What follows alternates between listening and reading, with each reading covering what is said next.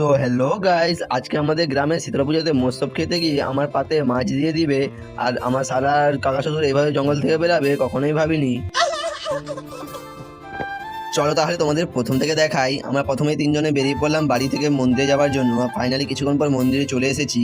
আর যেই না আমি মন্দিরের দিকে যাব, এটা কি কিছুক্ষণ পর চলে এলাম আমরা মন্দিরের সামনে। আর মন্দিরটা ফুল দিয়ে তো খুব সুন্দরভাবে সাজানো হয়েছে। আর এই হলো আমাদের শীতলা মাতা। দেরি না করে ঝটপট করে প্রণাম করে নিলাম। আর যেই না মোসব খেতে যাবো, দেখো কতটা ভিড় হয়েছে। কিছুক্ষণ পর তো আমি মোসব খাবার লাইনে দাঁড়িয়ে পড়লাম। আর এইদিকে আমার শালা আর কাকা শ্বশুর বাঁশ জঙ্গলের ভেতর দিয়ে আসছে। ফাইনালি ওরা আসার পর আমি ঝটপট করে বসে পড়লাম মোসব খাওয়ার জন্য। আর এখানে বসার জায়গা হচ্ছিল না, তাই আমি ঝটপট করে দাঁড়িয়ে পড়লাম। ওদের খাওয়া হয়ে যাওয়ার পর আমিও বসে পড়লাম। কিছুক্ষণ পর পাতার থালা আর জল দিয়ে দিল। যেই না সব আইটেম চলে এলো, আমি ঝটপট করে খাওয়া চালু করে দিলাম। আর এইদিকে আমার ভাই জায়গা পাইনি বলে বসে মাছ ধরে দাঁড়িয়ে আছে। কিছুক্ষণ পর তো মাছ চলে এলো। আর মাছটা দেওয়ার কারণ হলো মাছ আসা জিনিস নয়, তাই আমাদের শীতলা মায়ের ভোগে দেওয়া হয়। তাই আমি টপ করে খেয়ে নিলাম। তোমরা যদি মৌসুমে মাছ খেয়ে থাকো কমেন্টে জানাতে ভুলবে না। খাওয়া হয়ে যাওয়ার পরে ঝটপট করে পাতাটা গুড়িয়ে নিলাম।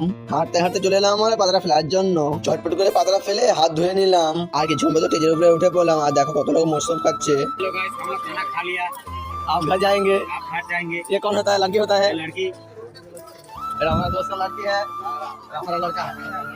কিছুক্ষণ পর দোকানের দিকে এসে পেপসি কিনে নিলাম। আর এই ছোট বাচ্চাটা পেপসি পেয়ে কত খুশি দেখো। কিছুক্ষণ পর পেপসি নিয়ে হাঁটতে চালু করে দিলাম। আর এ দেখো কিভাবে খাচ্ছে।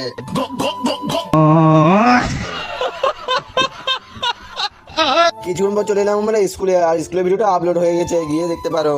সো গাইস, ভিডিও ভালো লাগলে লাইক শেয়ার সাবস্ক্রাইব করতে ভুলবে না। দেখা হচ্ছে অন্য কোনো ভিডিওতে। Tata bye bye, see you.